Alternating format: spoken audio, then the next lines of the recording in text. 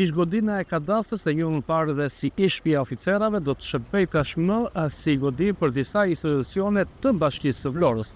Shërbimi social shtetëror i Bashkisë së Vlorës, zyra e tatim taksave vendore, gjendje civile, por dhe disa institucione tjera në varësi të Bashkisë së Vlorës do të zhvendosen pikërisht në këtë godinë.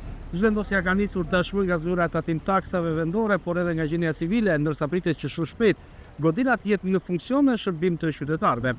Pas rikonstruksionit, kjo godinë shërbeu për disa kohë për kadastrën e Vlorës, e cila pas së zhvendosjes në Tiranë mbeti pothuajse totalisht bosh, por duket se tashmë do të shërbejë dhe do të jetë në funksion të disa institucioneve në varësi të pushtetit vendor.